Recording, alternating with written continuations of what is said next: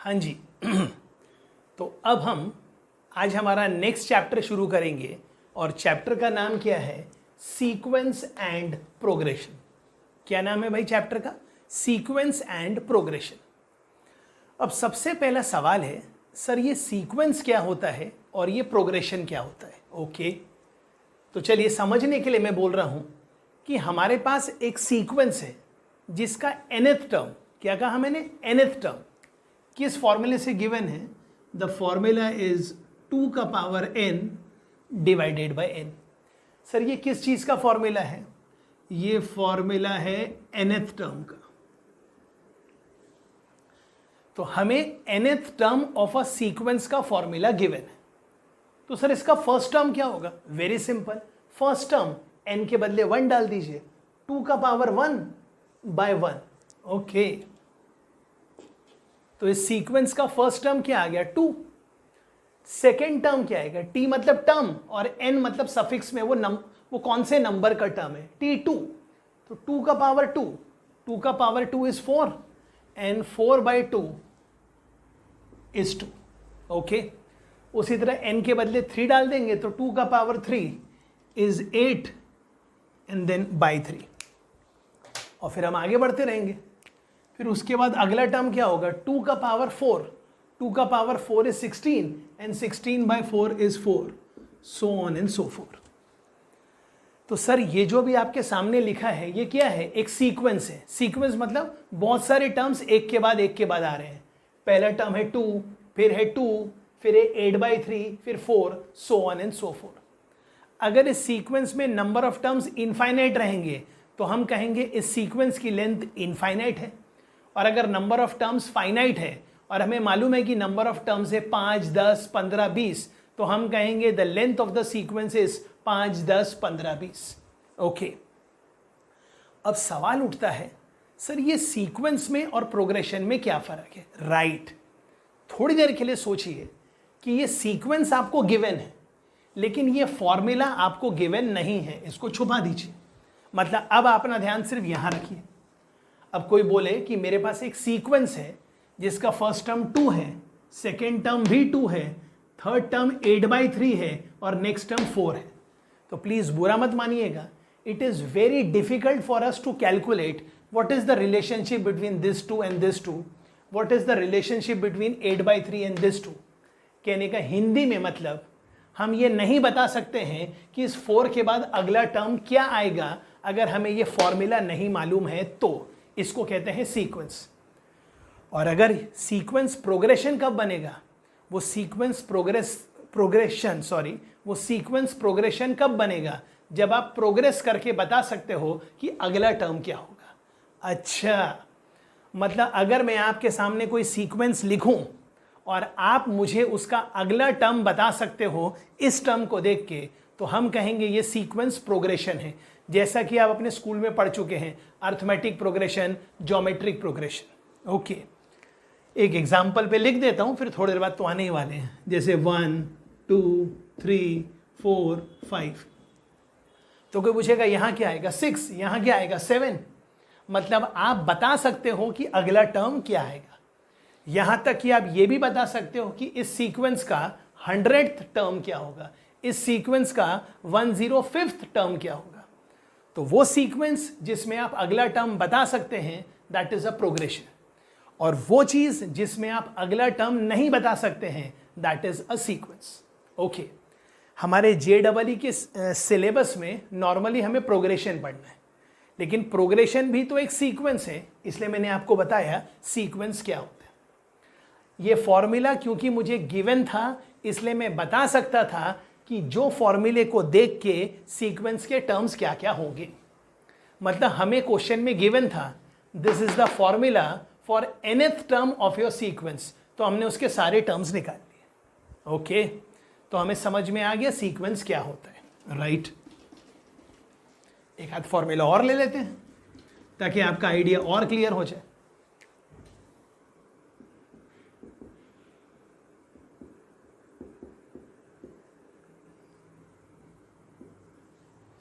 Sir ये किसका formula है? This is the formula for nth term of your sequence. तो तो आप इस सीक्वेंस का फर्स्ट टर्म निकाल सकते हैं, हाँ बिल्कुल निकाल सकते हैं। n के बदले 1 डालेंगे तो फर्स्ट टर्म क्या आ जाएगा, 3 प्लस माइनस 1 का पावर 1 एंड माइनस 1 का पावर 1 इज -1, 3 माइनस 1 इज 2, तो पहला टर्म आ गया 2/3। ओके, अब आपको निकालना है सेकेंड टर्म। तो सेकेंड टर्म क्या होगा, ये होगा -1 का पावर 2 एंड -1 का पावर 2 मतलब +1, 3 + 1 इज 4, तो न्यूमरेटर आ गया 4 एंड 3 का पावर 2 9। थर्ड टर्म निकालना है जी, तो होगा 3 प्लस -1 का पावर 3 अपॉन 3 का पावर 3। आई होप ये तो समझ में आ रहा है। एंड -1 का power 3 is -1 and 3 - 1 is 2, so this is 2/27, so on and so fourth. तो हमें समझ में आ गया सीक्वेंस मतलब क्या। सीक्वेंस मतलब जिसका हम नेक्स्ट टर्म प्रोग्रेस करके नहीं बता सकते, और प्रोग्रेशन क्या, जिसमें हम प्रोग्रेस करके बता सकते हैं कि अगला टर्म क्या होगा, या 100th टर्म क्या होगा, या फलाना फलाना टर्म क्या होगा। तो यहां से हमने चैप्टर की शुरुआत कर दी जिसका नाम है सीक्वेंस एंड प्रोग्रेशन। लेकिन एक छोटा सा ब्रेक लेके मैं आपको बता रहा हूं, इसके पहले वाले वीडियोस में मैं आपको 2 चैप्टर कवर करा चुका हूं, एक है लॉग और दूसरा है क्वाड्रेटिक, और ये हमारा ऑफिशियली 3rd चैप्टर चल रहा है सीक्वेंस एंड प्रोग्रेशन। जब हमने लॉग नाम का चैप्टर पढ़ा तो उसमें सिर्फ लॉग के क्वेश्चन सॉल्व किए।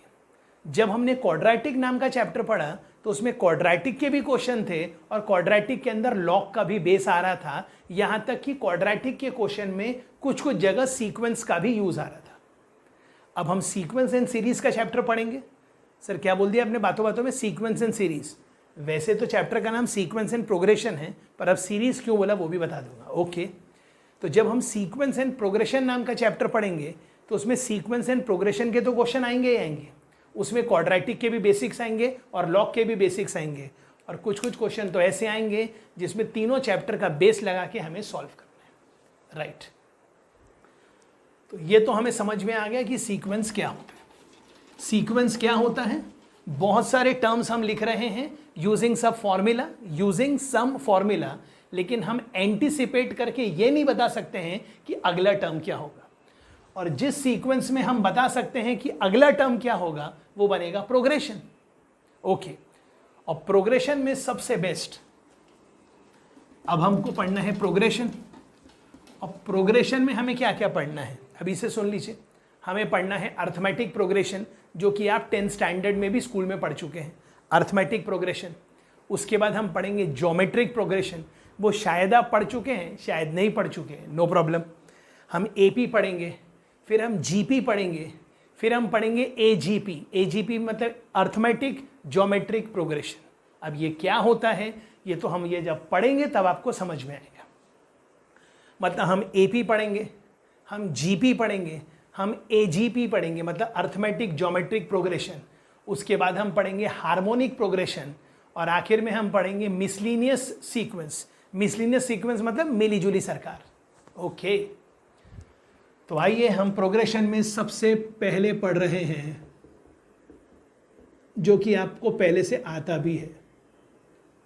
क्या नाम है भाई, अर्थमेटिक प्रोग्रेशन। ओके, तो लिखिए सर अर्थमेटिक प्रोग्रेशन में डेफिनेशन, जो कि एग्जाम में कभी नहीं पूछने वाले। तो लिखिए, a sequence in which the next term can be obtained by adding or subtracting a fixed number. I repeat, a sequence in which the next term can be obtained by adding or subtracting a fixed constant number, और वो constant number को bracket में लिख दीजिए common difference। तो हमने क्या लिखा, अर्थमेटिक प्रोग्रेशन और कुछ नहीं, एक सीक्वेंस है जिसमें हम अगला टर्म निकाल सकते हैं पिछले टर्म में, या तो कुछ ऐड करके या तो कुछ सब्सट्रैक्ट करके। हम जो ऐड या सब्सट्रैक्ट करेंगे it is always going to be constant, चाहे हम ऐड करें या सब्सट्रैक्ट करें, and that constant number is called as common difference. Okay, तो अर्थमेटिक प्रोग्रेशन में कॉमन डिफरेंस तो समझ में आ गया। तो हम बोलना चाहते हैं इन जनरल कि मेरे पास एक अर्थमेटिक प्रोग्रेशन है जिसका फर्स्ट नंबर ए है, ए, अगला नंबर क्या है, a प्लस डी। मतलब पहला ए है, अगला ए प्लस डी है। तो नेक्स्ट क्या होगा, आप एंटिसिपेट करके अभी से बता सकते हैं, ए प्लस 2d। फिर नेक्स्ट टर्म क्या होगा, ए प्लस 3d। ओके, तो हमें JEE में कोई डेफिनेशन नहीं पूछने वाला, लेकिन हमारे को समझ में आना चाहिए कि अर्थमेटिक प्रोग्रेशन में आपको दो ही चीज़ें मालूम होनी चाहिए, एक फर्स्ट टर्म और एक कॉमन डिफरेंस। अगर आपको फर्स्ट टर्म आता है, कॉमन डिफरेंस आता है, तो आपको पूरा अर्थमेटिक प्रोग्रेशन आता है। तो फर्स्ट टर्म ए है, तो नेक्स्ट टर्म है ए प्लस डी है। It could have been A minus D also, लेकिन हम ये मान रहे हैं कि अगला नंबर पिछले नंबर से बड़ा है। मतलब मैं ये मान रहा हूं पढ़ाते वक्त कि वो एक इंक्रीजिंग एपी है, और अगर वो डिक्रीजिंग एपी होगा तो क्वेश्चन में गिवन होगा कि वो डिक्रीजिंग एपी है। तब पहला टर्म ए होगा, तो अगला टर्म ए माइनस डी होगा, फिर अगला टर्म ए माइनस 2d होगा। 99% इंक्रीजिंग एपी है। ओके, तो फर्स्ट टर्म है ए, नेक्स्ट टर्म है ए प्लस डी, नेक्स्ट टर्म है ए plus 2d, so on and so forth. मतलब यहां से कोई आपसे पूछे what is the formula for nth term of an AP, तो फॉर्मूला है a plus n minus 1 into d. और कैसे आप कैलकुलेट कर सकते हैं, अगर आपको सेकेंड टर्म कैलकुलेट करना है तो सेकेंड टर्म क्या लिखा है, a प्लस डी, तो n के बदले 2 डालेंगे, तो 2 माइनस 1 इज 1, तो a प्लस डी। अगर आपको थर्ड टर्म कैलकुलेट करना है, थर्ड टर्म, तो n के बदले 3 डाल दीजिए, a plus 3 minus 1 into D, मतलब a plus 2d। I hope ये ख्याल में आ गया आपको, राइट।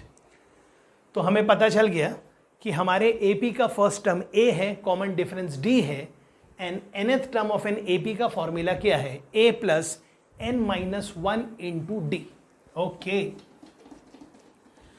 अब इसका nth टर्म क्या होगा, इसका nth टर्म होगा a plus n minus 1 into d.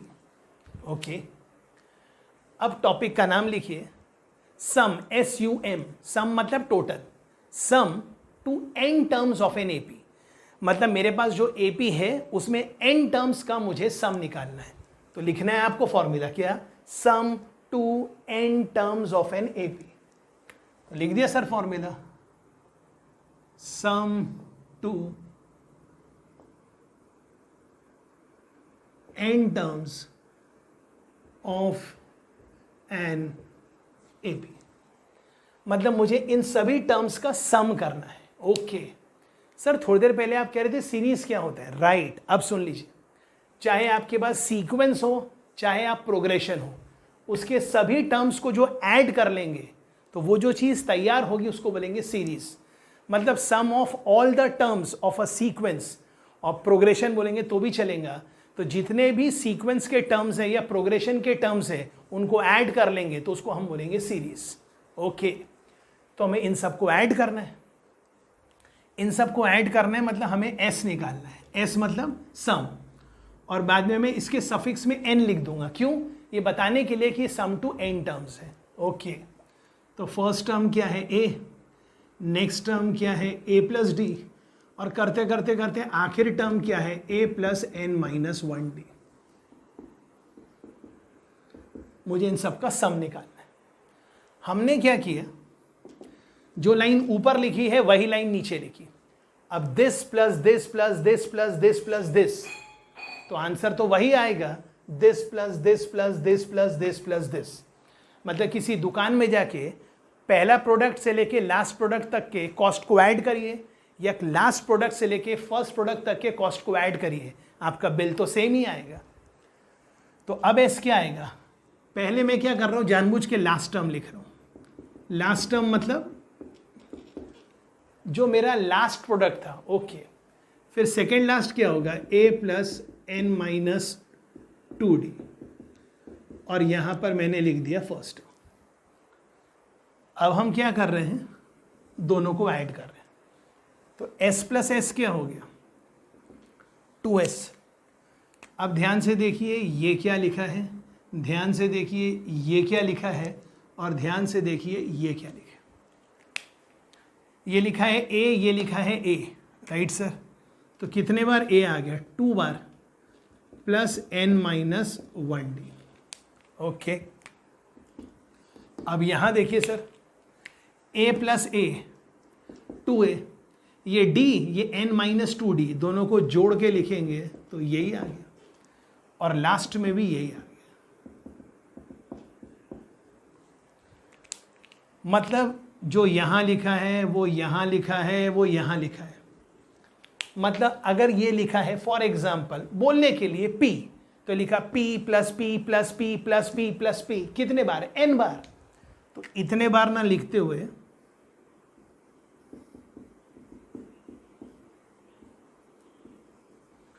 और यहां लिखा है 2s, 2 को नीचे उतार दिया, तो ये फॉर्मूला किसका बन गया?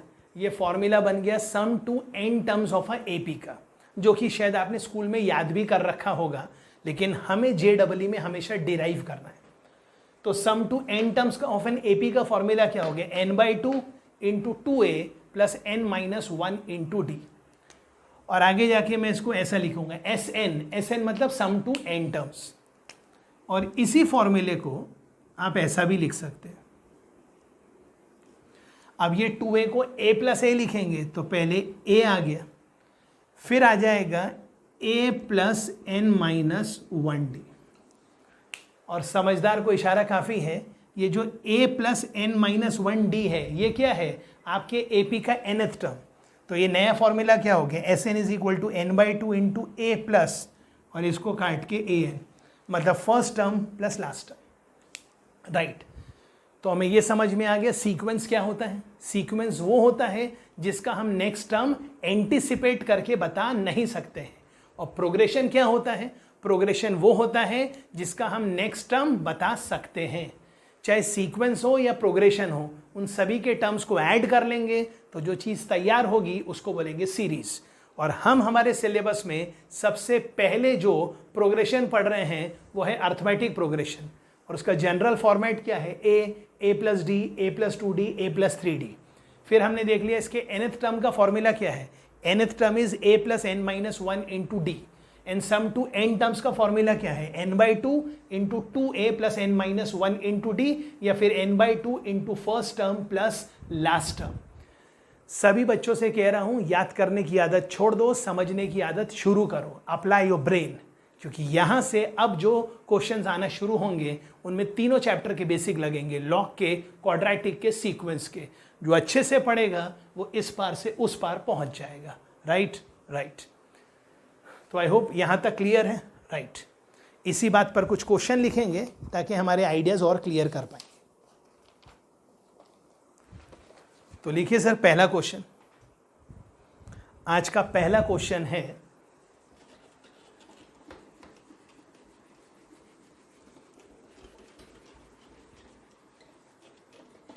जी, तो आज का पहला क्वेश्चन अभी आपको लिखा रहे हैं। बहुत सिंपल क्वेश्चन है, और पहले से बता दे रहे हैं इस चैप्टर में क्या क्या पढ़ेंगे। एपी पढ़ेंगे, जीपी पढ़ेंगे, एजीपी पढ़ेंगे, एचपी पढ़ेंगे और मिसलिनियस पढ़ेंगे। ओके, तो लिखिए सर पहला क्वेश्चन। इन एन एपी लिखना आपको है, हाँ जी। In an AP if 6 term is 8, एक एपी है, ये मैंने शॉर्टकट में लिख दिया। इन an AP if 6th term is 8, मतलब एपी का 6th टर्म 8 है and 8th term is 6 and 8th term is 6, find 14th term.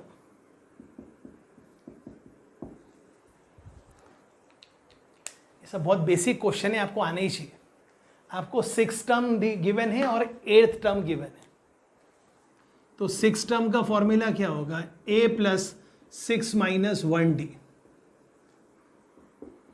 और 8th टर्म क्या होगा? a plus 7d। आप यहां ख्याल करिए, दिस इज 2 इक्वेशन 2 अननोन। तो आई होप आप समझ गए। इन दोनों को सॉल्व करना है, ऐड करो, सब्सट्रैक्ट करो, जो करना है करो। सबसे पहले सब्सट्रैक्ट कर दो। a से a गया तो d आ गया, उठा के किसी में भी पुट कर दो तो a आ गया, a आ गया, d आ गया, तो 14th टर्म आ गया। क्योंकि a आ गया, d आ गया, तो 14th टर्म आ गया। कैलकुलेट आपको करना है, बस मैंने बता दिया आंसर 0 आएगा। और अगर आपका आंसर 0 आ रहा है तो मुस्कुराइए और आगे बढ़िए, और नहीं आ रहा है तो फ़ोन उठाइए और मुझसे बात कीजिए। ओके, इस क्वेश्चन के नीचे एक नोट लिख दीजिए। नोट क्या है? If pth term of an AP is Q, क्या बोला सर? क्या बोला sir? If pth term of an AP is Q and qth term of an AP is P, then P plus qth term of an AP is गोल गोल 0 जी। Next question है sir, in an AP, मतलब question में given है भाई AP है, ये जरूरी है। In an AP 5 times the 5th term is equal to 7 times the 7th term। Sir क्या बोल रहे? क्वेश्चन में क्या गिवन है कि हमारे पास एक AP है और क्या गिवन है? 5 times the 5th term is 7 times the 7th term। ये आपको क्वेश्चन में गिवन है। आगे वाला पूछ रहा है then find the 12th term. जी सर, बहुत ही आसान है, ये भी आपको कैलकुलेट करना है। 5 times the 5th term, 5th term का मतलब क्या होगा? A plus 4D, right, is equal to 7 times the 7 terms, 7 times the 7th term. अच्छे से लिख लीजिए सर। तो ये लिखा है 5A plus 20D, ये सब आपको आना ही चाहिए, is equal to 7A plus 42D। सबको एक तरफ कर दीजिए, तो ये आया 2A plus 22D equal to 0। 2 common ले लीजिए, तो ये आया A plus 11D equal to 0। और ध्यान से देखिए ये क्या लिखा है, ये 12th टर्म ही तो लिखा है, क्योंकि 12th term of an AP क्या होगा? A plus 12 minus 1 times D। तो इसी बात पे नोट क्या? If P times the pth term, क्या बोले sir? P times the pth term is Q times the qth term, then the P plus qth term of that AP is गोल गोल 0 जी। ये बहुत बेसिक है, ये भी आपको आना चाहिए। ओके, और मैं फिर कह रहा हूं, आप में से उस बच्चे को ही DPP समझ में आएगी जो ये थ्योरी पढ़ेगा और थ्योरी के पढ़ते पढ़ते ही एक्स्ट्रा बुक सॉल्व करना शुरू करेगा, और डाउट आने पर एक आध दिन का पेशेंस रखेगा, और फिर भी नहीं आएगा तो वो मुझे फोन करेगा जी। ओके, तो सर ये एक मल्टीपल चॉइस क्वेश्चन है, लिखिए मल्टीपल चॉइस क्वेश्चन। तो लिख लीजिए मल्टीपल चॉइस क्वेश्चन, और क्वेश्चन में गिवन है if A, B, C, D, E, F are in AP। मतलब क्वेश्चन में गिवन है A एक नंबर है, B एक नंबर है, C एक नंबर है, D एक नंबर है, E एक नंबर है, F एक नंबर है, और ये सारे नंबर्स AP में हैं। देन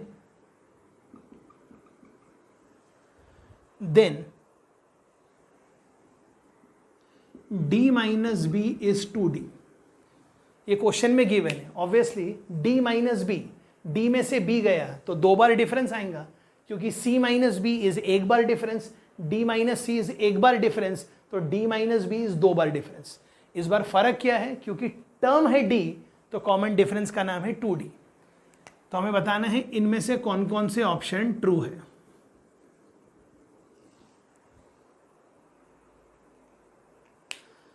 तो हमें बताना है इनमें से कौन कौन से ऑप्शन ट्रू है।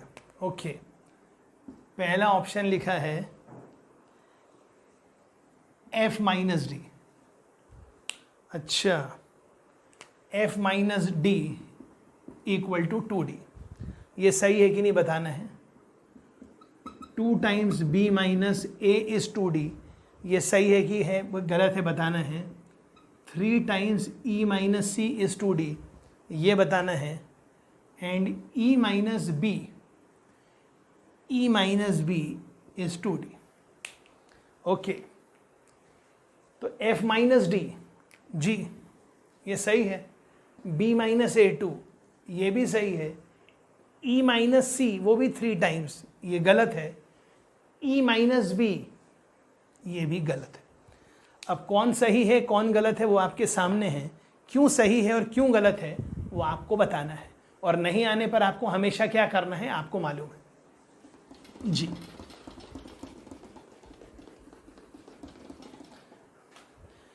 नेक्स्ट एक क्वेश्चन लिखिए, इन एन एपी, फटाफट क्वेश्चन लिखिए, इन एन एपी।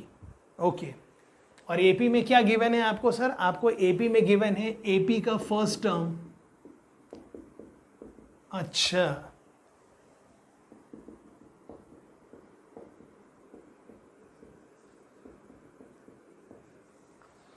क्या गिवन है इंफॉर्मेशन? ये इंफॉर्मेशन गिवन है कि आपके एपी में जितने भी टर्म्स हैं उसके जितने भी ऑड सब्सक्रिप्ट टर्म्स हैं, A1, A3, A5 up to 100 terms, उनका सम 100 है। और आपको ये भी गिवन है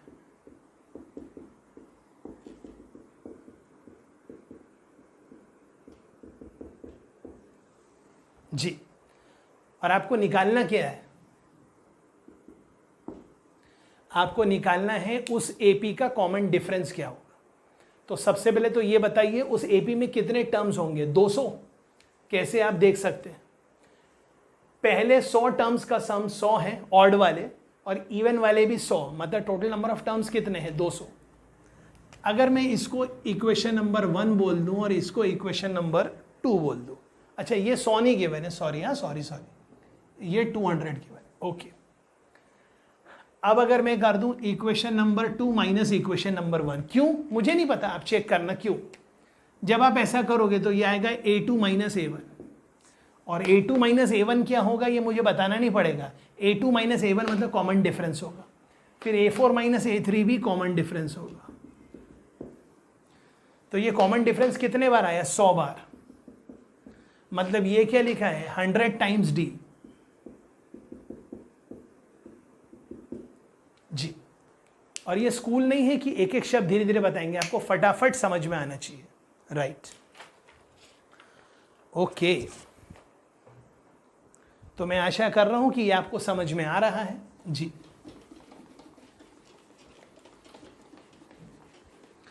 अब इसी बात पर कुछ हल्के फुल्के बेसिक होमवर्क क्वेश्चन लिखना शुरू करिए।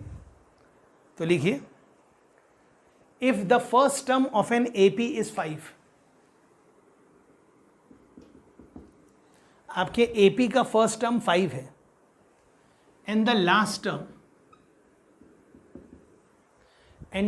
Term is 45। या तो आप ऐसा लिख दो या तो आप ऐसा लिख दो, जो भी आपका चॉइस है। मतलब क्वेश्चन में गिवन है कि आपके पास एक एपी है, तो क्या लिखा हमने? In an AP the first term is 5। तो ऐसा भी लिख सकते हैं कुछ लोग, the first term is 5 and the last term is 45, ऐसा लिख लो। And their sum is 400। Okay,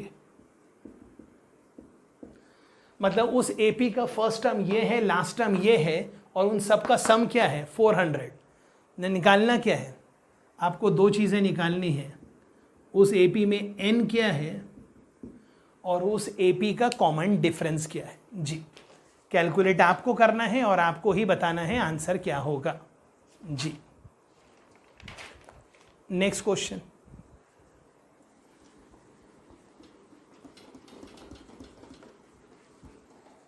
next question क्या कह रहा है? लिखिएगा sir, in an AP containing 99 terms. Okay, in an AP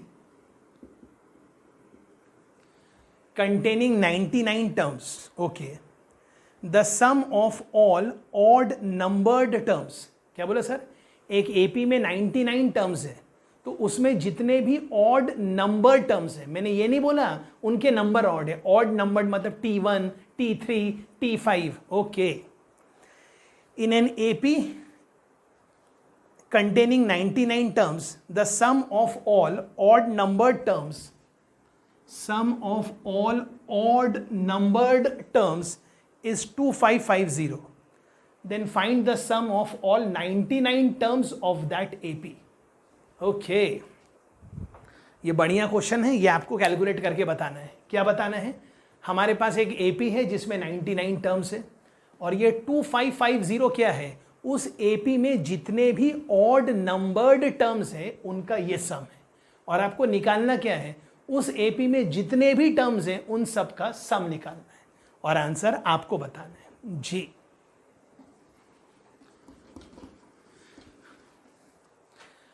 अब लिखिए मजेदार topic, highlights of an AP. लिखिए सर, बहुत मजेदार है ये टॉपिक। हाइलाइट्स आ रहा है मतलब एपी खत्म हो चुका है, राइट? मैच खत्म हो गया है, अब उसके हाइलाइट्स आ रहे हैं।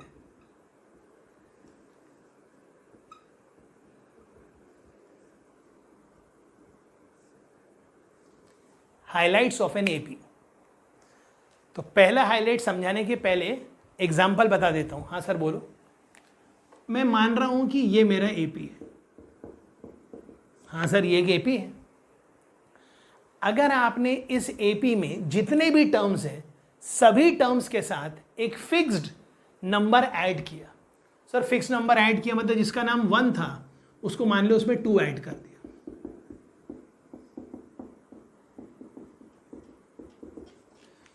तो आप देख सकते हैं एपी में हर टर्म के साथ आपने 2 ऐड कर दिया। तो आंसर क्या आ गया? ये हो गया 3, ये हो गया 4, ये 5, ये 6, ये 7। मतलब जो रिजल्टेंट सीक्वेंस आया वो अभी भी एपी है। ओके, जैसा मैंने ऐड किया, आप समझदार हैं। आप अगर सब्सट्रैक्ट भी कर लेते तो भी सीक्वेंस पहले भी एपी था, अभी भी एपी आएगा। कैसे? 1 2 3 4 5 एपी में थे। 1 - 2 2 - 2 3 - 1 1 - 2 मतलब -1 0 1 2 3। This is also AP. मतलब हमने एपी के हर टर्म में कुछ ना कुछ ऐड किया, कुछ ना कुछ सब्सट्रैक्ट किया, कुछ ना कुछ मल्टीप्लाई करेंगे, कुछ ना कुछ डिवाइड करेंगे। लेकिन डिवाइड करते वक्त it should be a non zero constant. तो लिख लीजिए सर हाईलाइट का पहला पॉइंट। और हाईलाइट का पहला पॉइंट क्या है? If each term of an AP is increased oblique decreased oblique multiplied oblique divided by a non-zero constant, then the resulting sequence is also an AP. Fast लिखिए sir, क्या बोला? If each term of an AP is increased, oblique decreased, oblique multiplied, oblique divided by a same non-zero constant, then the resulting sequence is also an AP. जी, मतलब अगर आपने AP के सभी terms को add किया, subtract किया, multiply किया, divide किया by same non zero constant, तो रिजल्टेंट सीक्वेंस अभी भी एपी में ही रहेगा। तो ये हाइलाइट्स ऑफ एपी का पहला पॉइंट हो गया। अब हाइलाइट्स ऑफ एपी का दूसरा पॉइंट सुनिए, बहुत काम आएगा। अगर आपको किसी एपी के 3 कंसेक्यूटिव टर्म्स लिखना है तो आप ऐसा लिखेंगे तो बहुत फायदेमंद रहेगा आपको आगे जाके।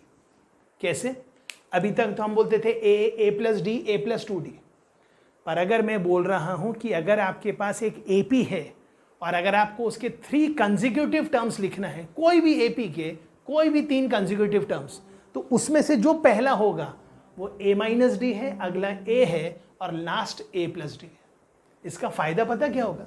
इसका फायदा ये होगा, वो तीनों टर्म्स को जब आप ऐड कर लेंगे तो d से d कट जाएगा, तो 3a बराबर समथिंग, तो खट से a आ जाएगा। और एक बार a आ गया तो फिर a minus D equal to that number कर देंगे तो d आ जाएगा। तो ये बहुत काम की चीज़ है। सर क्या बोला? जब क्वेश्चन आएंगे बहुत जल्दी क्लियर हो जाएगा। तो मैंने बताया कि अगर आपके पास एक एपी है तो उसके 3 कंसेक्यूटिव टर्म्स लेने का सबसे अच्छा तरीका है a minus D, a plus D. तो देख लीजिए, दिस माइनस दिस करेंगे तो a minus of a minus D, तो a से a कट गया, माइनस ऑफ माइनस, मतलब यहां से यहां के बीच में कॉमन डिफरेंस d है और यहां से यहां के बीच में भी कॉमन डिफरेंस d है। तो ये हाईलाइट नंबर 2 के अंदर पहला लिखा कि 3 कंसेक्यूटिव टर्म्स ऐसे होंगे। उसके नीचे लिखिए इसी पॉइंट में 4 consecutive terms of an AP. अब मुझे अगर 4 कंसेक्यूटिव टर्म्स लिखना है तो ध्यान दीजिए सर, मैंने क्या लिखा और ऐसा क्यों लिखा, थोड़ा गेस करिएगा। ओके, दिस माइनस दिस करेंगे तो 2d आएगा, दिस माइनस दिस करेंगे तो 2d आएगा, दिस माइनस दिस करेंगे तो 2d आएगा। मतलब इस AP का फर्स्ट टर्म क्या है, a माइनस 3d, और कॉमन डिफरेंस क्या है, 2d। ओके, और अगर आपको 5 कंसेक्यूटिव टर्म्स लेना है, 5,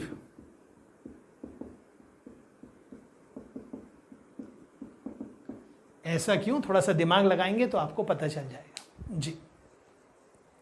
तो हाईलाइट में कितने पॉइंट हो गए, 2 पॉइंट। ओके, अब हाईलाइट का थर्ड पॉइंट है बहुत ही इंपॉर्टेंट, और वो क्या कह रहा है, समझाने के लिए मैंने आपके पास एक AP ले लिया और लास्ट टर्म क्या है 5, दोनों को ऐड कर लीजिए, आंसर आ गया 6। अब अगर कोई बोले इस AP का बिगिनिंग से सेकेंड टर्म और लास्ट से भी सेकेंड टर्म, मतलब ये और ये, इनको ऐड करिए, मतलब स्टार्टिंग से सेकेंड और लास्ट से सेकेंड, उनका सम बिल्कुल वही है जो फर्स्ट टर्म और लास्ट टर्म को ऐड करके आया। अब आप बोलोगे यहां से थर्ड, राइट, और यहां से थर्ड, 3 + 3, वही आंसर आ गया 6। तो लिखिए sum of SUM, sum of the 2 terms of an AP, क्या बोल रहे sir, sum of 2 terms of an AP which are equidistant from the beginning and end is always constant and it is equal to the sum of first term plus last term। मतलब किसी भी AP में 2 term का सम which is equidistant from the beginning and end is always constant and that sum is nothing but equal to the sum of first term and last term of that AP। okay, next, ये तो बहुत simple सा है, नहीं भी लिखेंगे तो चलेगा, लेकिन फिर भी लिख लीजिए। आई होप हमने 3 पॉइंट लिख लिए हैं। हाँ सर, हमने 3 पॉइंट लिख लिए। फोर्थ पॉइंट क्या बोल रहा है, if number of terms in an AP is even, मतलब क्वेश्चन में गिवन है उस AP में नंबर ऑफ टर्म्स जो है वो इवन है, even number, then take it as 2n, मतलब जिसको हम n बोलते थे उसको आप 2n ले लीजिए। और उसी तरह अगर कोई बोले if number of terms in an AP is odd, then take it as 2n+1 और 2n-1, जो भी आपको प्रेफरेबल है, राइट। नेक्स्ट हाईलाइट, ये तो बहुत सिंपल है, ये अपने आप समझ जाए, और कई बार क्वेश्चन में ये यूज होगा, sum to n terms minus sum to n-1 terms, obviously क्या होगा, nth टर्म। इसमें और एक लिख सकते हैं, Tn माइनस Tn-1 क्या होगा, of course common difference D।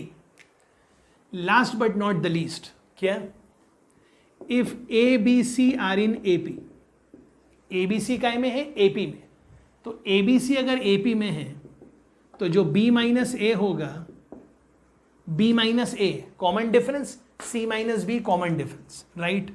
B को इधर ले आइए, तो B क्या हो गया, A + C/2, तो B को क्या बोलेंगे, B is the arithmetic mean between A and C। I hope यहां तक ये क्लियर है। Okay, good.